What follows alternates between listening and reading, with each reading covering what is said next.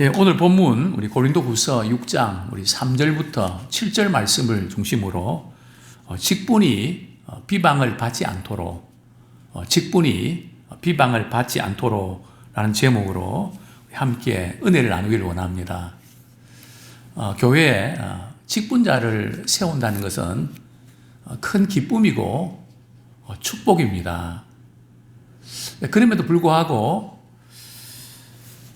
참 직분을 이렇게 받고 나서 교회에 어떤 역할을 하는가 이렇게 볼 때 물론 헌신적으로 잘 섬기는 그런 분들도 계시지만 그런 분들이 비교적 드물다는 겁니다.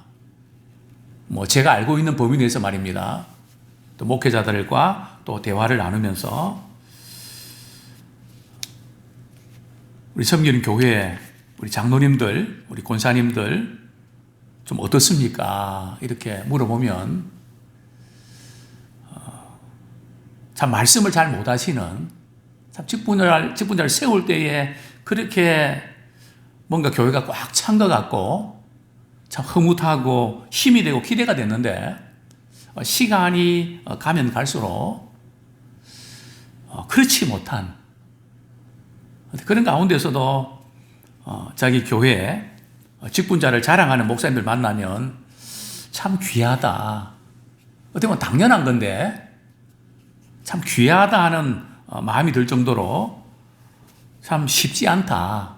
저도 이제 어려서부터 쭉 이렇게 교회 장로님들, 우리 권사님들 이렇게 뵐 때 참 많은 분들을 이렇게 알고 있지만 그 중에 정말 귀하다 하는 분들을 이렇게 꼽으라면 아마 손을 꼽을 정도로 대단히 적다는 것을 이렇게 발견하게 됩니다.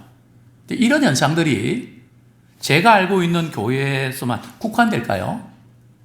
그렇지 않다는데 더 큰 아픔이 있습니다. 어떤 분은 지역에서 돈도 꽤 있고 또 큰 교회를 다니면서 나름대로 인정도 받고 그러면서도 불구하고 그분 때문에 나는 교회를 안 나가겠습니다. 제가 그런 분도 있는가 하면 그렇지 않은 분도 훨씬 더 많은 것 같습니다. 이렇게 말씀을 드리면 목사님 제가 만난 분들 가운데는 그런 분들이 훨씬 더 많습니다. 참 그 말에 아연실세에 갈 정도로 말문이 막히는 물론 이것은 목회자의 책임이 큽니다. 물론 또 본인 책임도 있겠죠. 사도 바울도 오늘 본문에서 이렇게 말씀하고 있습니다. 우리 3절 말씀 같이 읽겠습니다. 시작. 우리가 이 직분이 비방을 받지 않게 하려고 무엇이든지 아무에게도 거리끼지 않게 하고 바울도 복음 전파하는 이런 직분을 받았는데 자기 자신도 내가 이 직분을 받아서 혹시 나 때문에 복음이 전파되는데 지장을 초래할까 봐 되게 신경을 쓰고 있는 것을 보게 됩니다. 그래서 그는 뭐라고 이야기하는가 하면은 참 무엇이든지 아무에게든지 내가 이런 행동, 이런 말을 해서 그냥 실족할까 봐 거리끼지 않게 하려고 정말 애를 썼다는 것을 그는 고백합니다. 참 우리 이 직분자들은 바로 이런 심정을 우리가 가져야 되죠. 누구에게든지 아무에게든지 내가 이렇게 직분을 받았는데 그것 때문에 그것이 지장을 초래하지 않도록 주님 영광 우리 가리우지 않도록 바울은 우리에게 도전하고 있습니다. 그런데 과연 우리는 내가 맡은 이 직분이 비방을 받지 않게 하려고 참 우리가 신경을 많이 쓰고 있는가? 그렇게 되돌아볼 때에 그렇지 못한 그래서 직분에 대해서 너무 가볍게 여기는 제가 목회자로서 솔직히 이렇게 걱정되는 부분이 있습니다. 그게 뭔가 하면 사실은 직분을 받으면 예배 출석이라든지 물질 생활이라든지 가정 생활이라든지 이런 모든 부분에서 본을 보여야 되거든요. 아무개 집사님, 아무개 권사님, 아무개 장로님, 그분 나는 본으로 본보기를 삼고 싶다. 참 부럽다. 이런 제 모델링이 되어야 될 텐데 그렇지 못한 나 누구 때문에 어떤 직분자 때문에 나 교회 안 나가고 또 예배 참석 안 하고 직분자도 참석 안 하는데 사실 우리가 그런 이야기를 이렇게 우리가 들었을 때 굉장히 아프게 들어야 되거든요. 왜냐하면 우리 하나님께서 다 들으시잖아요. 정말 이 직분은 목회의 동력자로 목회 힘을 이렇게 실어드리기 위해서 직분 받은 건데 정말 그것을 힘을 빼는 거거든요. 그래서 이 비방을 받지 않으려고 정말 이렇게 바울은 애를 쓰고 있는 것을 보게 되는데 목회자로서 직분을 감당하는 유형을 볼 때 세 가지 유형이 있는 것 같습니다. 자동차에 비유하면 첫 번째 유형은 중립형 직분자입니다. 직분을 받아놓고 차 중립 상태에서는 어떻게 됩니까? 앞으로 갑니까? 뒤로 갑니까? 아무것도 하지 않거든요. 중립 상태의 직분자들이 이외로 있습니다. 왜 직분을 받았는지, 아니면 아무 일도 안 할 것 같으면 직분을 반납하든지,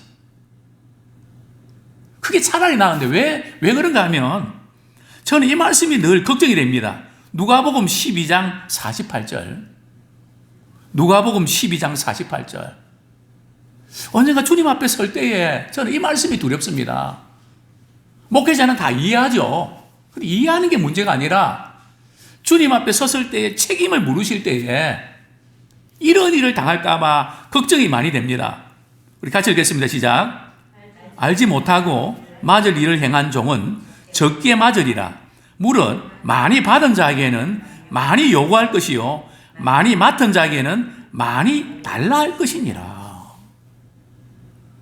직분은 우리 주님께서 일을 맡기신 거거든요. 근데 직분을 맡았는데 아무 일도 하지 아니하면 많이 맞는단 말이죠. 또 많이 받은 자에게는 많이 요구를 한단 말이죠. 제가 어젠가요? 지금 사업을 하고 있는 분을 만나서 이런저런 대화를 나누면서 우리 성격이랑 이제 같이 갔는데요. 이제 선배니까 묻습니다. 성격아, 너 1.5대 일은 재밌어? 일은 재밌는데 일이 좀 너무 많아서 조금 힘이 들어요. 그러니까 그 대표가 하는 말이 성경이는 일을 잘하니까 일이 많이 몰리게 돼 있지. 그건 일을 잘하니까 많이 몰리지. 일 못하는 사람은 일 안 맡겨. 일 잘하는 사람에게 일이 몰리게 돼 있어. 영적인 세계도 마찬가지입니다. 사실 이 부분은 우리가 깊이 고민을 해야 되거든요. 근데 이게 지금 마지막으로 우리가 주님 앞에 섰을 때 실제 일어난단 말이죠. 이게 지금 소설이 아니고 정말 주님 앞에 우리 인생의 모든 말이죠. 그것을 다 가지고 주님 앞에 서서 너 이 세상에 살다가 뭐 하다 왔니? 그렇게 물으실 때 저는 적어도 이 부분만큼은 제가 잘하려고 애를 썼습니다. 충성하려고 애를 썼습니다. 보고할 거리가 있어야 되는데 아무리 쥐어짜도 나올 게 없는 그런 인생은 아무리 많은 것을 가지고 아무리 잘 나간다 할지라도 참 그 인생은 불쌍한 인생입니다. 왜냐하면 마지막 날 우리 주님 앞에 섰을 때 주님이 인정해 주시는 생애가 최고로 복된 생이기 때문에 그렇습니다. 그래서 바울은 이 직분이 피방을 받지 않게 하려고 무엇이든지 아무에게도 끓이지 않게 했다. 바울은 말로만 그렇게 한 게 아니고요. 실제 삶 속에서 그대로 실천한 것을 보게 되는데 어떻게 실천했을까요? 우리 4절, 5절 우리 같이 한번 읽겠습니다. 시작.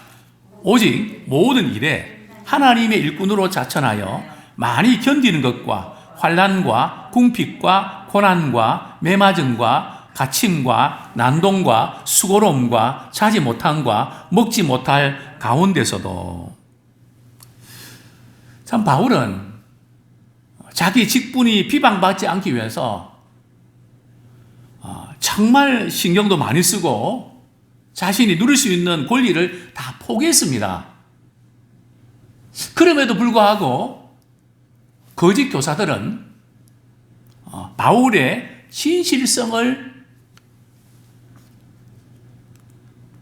공격했습니다. 왜냐하면 너무너무 다르거든요.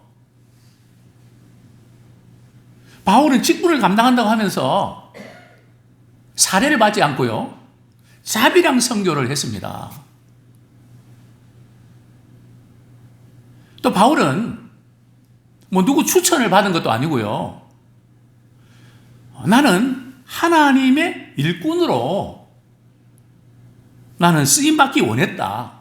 그것이 모든 일에 나는 하나님의 일꾼이다. 뭐 목사님이 시켜서 뭐 누가 시켜서 어느 부서의 회장이 돼서 안 하면 안 되니까 그냥 그렇게 한 게 아니고 바울은 복음 전파하면서 주일하면서 모든 일에 말이죠. 하나님의 일꾼이라고 하는 의식을 가지고 바울은 했습니다. 그런 욕심이 없었습니다. 행여나 그것 때문에 혹시 걸림돌이 될까봐 본인은 고생을 자처했습니다. 그렇다면 바울은 존경받아야 되잖아요. 그런 거짓 교사들이 바울은 윗선자다. 뭐 고생 많이 하고 정말 순수한 것 같으면서 호박씩 까는 사람이다. 우리가 주님의 일을 하고 주의 일꾼으로 섬길 때 물론 우리는 비방받지 않도록 해야 되는데요. 그럼에도 불구하고 우리는 비난과 조롱을 받을 수도 있습니다. 아니, 우리 주님은 안 그러셨나요? 주님은 그렇게 많은 병자 고치시고 죽은 자 살리시고 아낌없이 내어주셨는데 결국은 십자가에 못 박혀 죽으시지 않으셨습니까? 그렇다고 주님이 우리를 구원하기를 원하시는 그 직분을 포기하셨나요?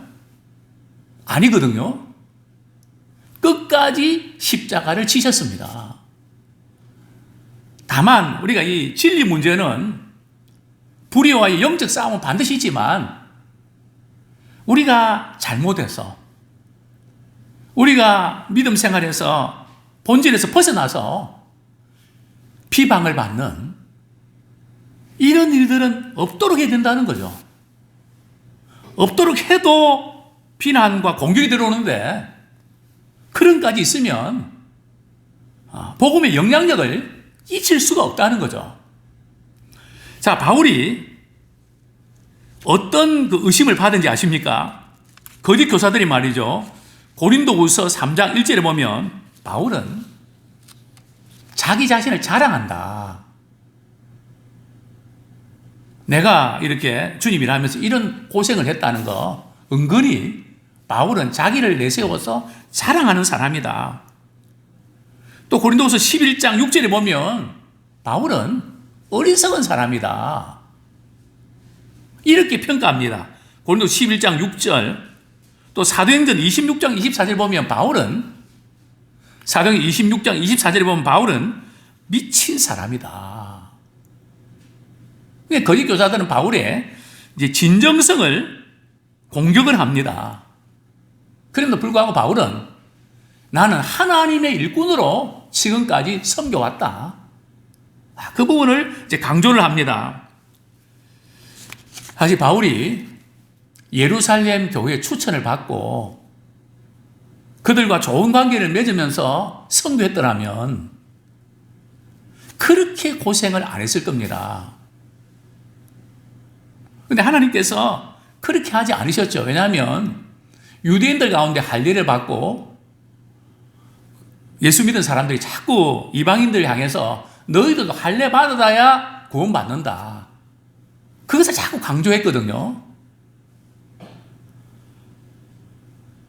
그러나 바울은 예수께서 믿음으로 말미암아 구원받는 것이지 꼭 유대인들처럼 할례를 받아야 되는 것은 아니다. 그럼 계속 충돌이 일어나거든요. 그러다 보니까 뭐 후원교회가 있나요? 물론 뭐 이렇게 안디옥 교회가 후원도 했지만 그래서 바울은 하는 수 없이 천막업을 업종에 종사하면서 자비랑 선교를 할 수밖에 없었던 겁니다. 그래서 오늘 우리 바울이 당한 고난을 이렇게 정리를 해보면 먼저 우리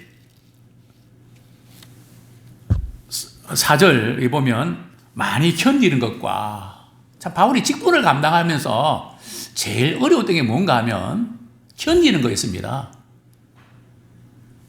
많이 견딘다는 것은 직분을 포기하고 싶고 좌절이 되고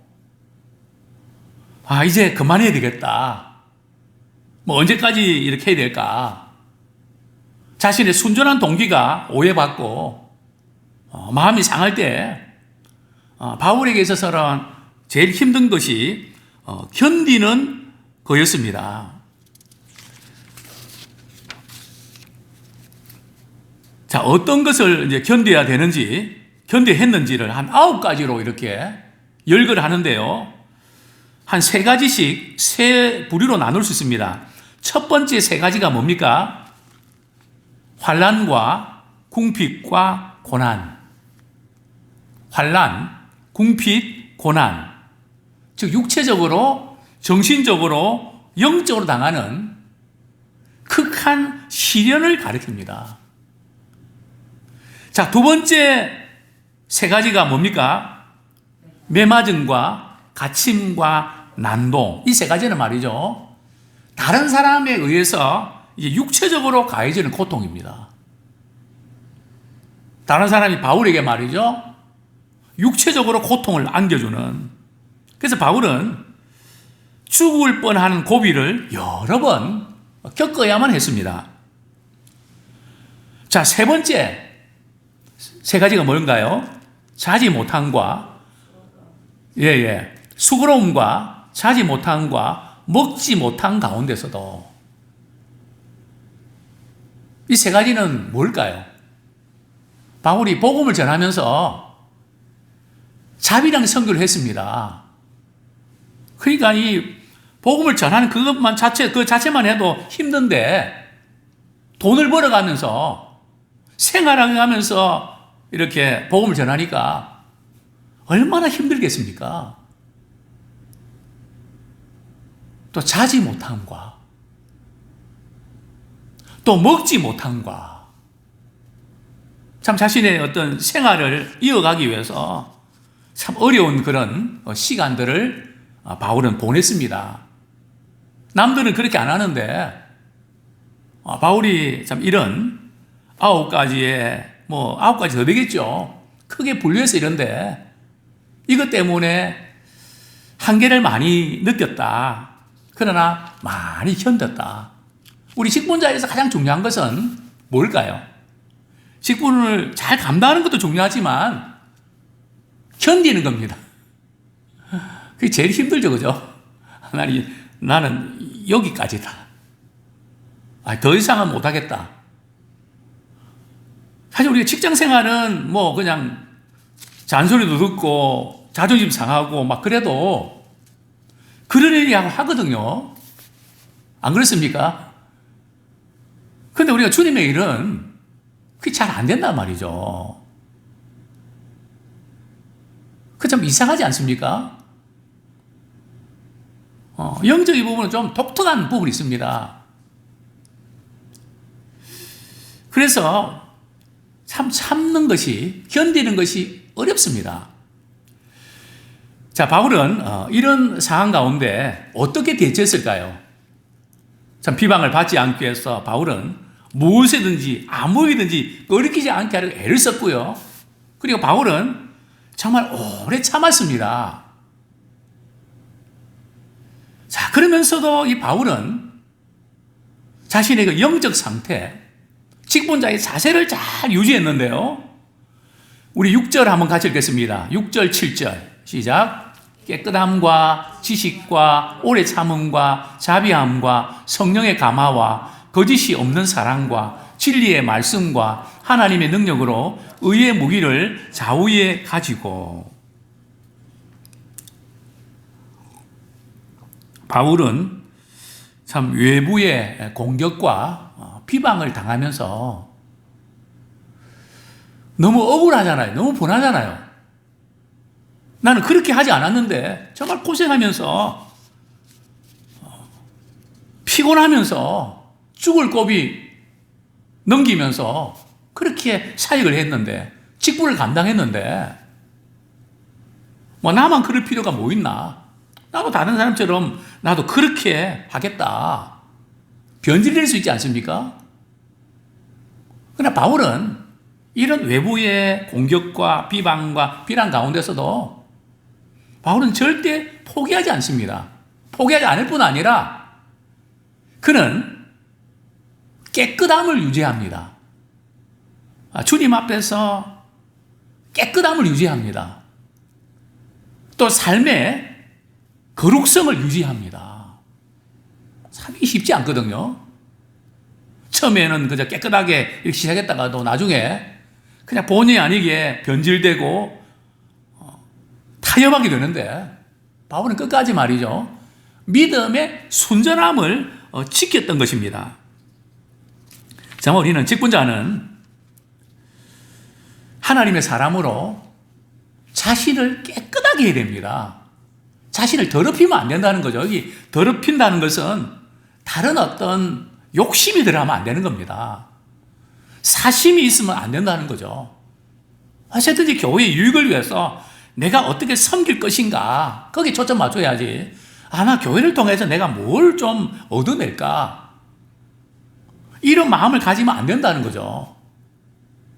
교회는 섬기는 것이고 내가 손해보는 것이지, 나의 어떤 유익을 얻는 것, 물론 우리 교회를 섬기다가 때로는 유익을 얻을 수 있지만 특별히 그 부분은 조심해야 됩니다. 그래서 그것을 바라고 주님이 일을 한다면 더더구나 문제가 생기는 거죠. 정말 우리가 이렇게 어떤 대접을 받고 인정을 받는 게 얼마나 무서운가. 제가 어제 우리 집사람이랑 순댓국집에 가서, 어제 날씨가 좀 갑자기 저녁에 춥기도 하고 우리 집사람이 좀 든든한 거 먹고 싶다고, 그래 거기 갔죠. 저를 아는 분들은 제가 가자마자 모든 순대 접시를 한 접시 딱 갖다 놓거든요. 제가 가면 항상 나오는 편입니다. 근데 어제는 안 나오더라고요. 직원이 잘 모르는 분들이라서. 근데 어떤 분이 이제 저를 알고, 죄송합니다, 목사님. 제가 진작 알아뵀어야 되는데 마스크를 쓰셔갖고 못 알아뵈서 다음부터는 제가 잘 모시겠습니다. 근데 제가 그걸 먹으면서 말이죠, 마음에 은근히 바랬을까요? 안 바랬을까요? 바랬죠. 왜 빨리 안 갖다 주는 거예요? 그 바라면 안 되는 건데, 그죠? 주면 고마운 거고. 거의 다 먹을 때까지 섭섭한 마음이 있었거든요. 이게 우리 죄성이고 인간이 타락한 본성입니다. 참 우리가 깨끗하지 않다는 거죠. 근데 바울이 참 이런 많은 고난을 당하면서도 그 하나님 앞에서 그 깨끗함을, 거룩성을 유지했다는 거. 정말 우리가 주님 앞에서 주님 앞에 서는 그날까지 참 믿음의 순전함을 누가 뭐라든지 잘 유지하는 저 우리 모두가 되기 원합니다. 또 지식, 참 복음에 대한 지식, 정말 영적으로 어떤 것이 유익한지, 하나님 기뻐하신 뜻이 뭔지 늘 이렇게 상황 가운데서 힘들지만 하나님의 선하시고 기뻐하시고 온전한 뜻이 무엇인지 분별하면서 늘 거기에 초점을 맞추는 우리 직분자가 되기를 소원합니다. 또한 바울은 오래 참았습니다. 막 자기를 계속 괴롭히고 힘들게 하는 사람 참는다는 거 정말 어렵습니다. 참 분노가 생기고 보복하고 싶고 뭐 그런데 바울은 참 오래 참았다. 근데 오래 참는 게 우리의 인격으로 될까요?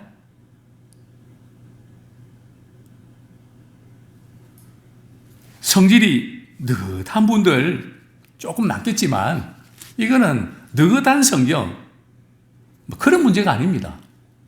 제가 알고 있는 어떤 선교사님은 제가 선교연제에 가서 말이죠, 성격이 참 느긋한 분인데 막 급하고 화가 나니까 말이죠, 한국말로 막 욕이 나오더라고요. 뭐 그게 우리 모습 아니겠습니까? 그냥 실망되고 막 그러면 우리 자신도 그렇지 않습니까? 근데 오래 참는 것도 우리 하나님께서 은혜를 주셔야 참을 수 있습니다. 정말 저는 절실히 느낍니다. 은혜 없이는 참 이 참는 것도 할 수 없다. 그러나 바울은 늘 주님과 동행하면서 내가 예수의 심장을 가졌다. 그래서 오래 참는 거. 그리고 자기를 많이 힘들게 하는 그런 사람들에게 미워하고 상대도 하기 싫고 그게 아니라 그럼에도 불구하고 계속적으로 사랑으로 대하는 태도. 뭐 이것 역시 정말 주님의 그 사랑을 우리 힘입지 아니하면 어려운 것이죠. 자, 그 다음에 세 번째가 뭡니까? 성령의 감화입니다. 참 우리가 직분 감당할 때에 남들만큼 하는 것도 쉽지 않고요. 내가 원하는 만큼 하는 것도 쉽지 않고요. 항상 주님이 일할 때는 성령의 감화가 있어야 됩니다. 우리 인격적인 감화는 물론 필요한데 인격적인 감화는 사람에게 초점을 맞춥니다. 그러나 성령의 감화는 예수님께 초점을 맞춥니다. 그래서 우리는 주님이 일할 때에 항상 성령의 감동을 받아야 됩니다. 또 우리가 주님의 일을 하면서도 성령의 감화를 끼치는 자가 되기 원합니다. 거짓이 없는 사랑과 참 우리가 사랑을 베풀 때 참 순전한, 참 이것저것 계산하지 않고 그저 참 주님의 사랑이 나를 강건하시기 때문에 거기서 나오는 거짓이 없는 사랑. 그리고 7절 말씀 보면 진리의 말씀과 하나님의 능력으로 의의 무기를 좌우에 가지고 참 말씀으로 무장하고 또 우리 하나님의 그 능력으로 섬기는 우리 모두가 되기를 축원합니다.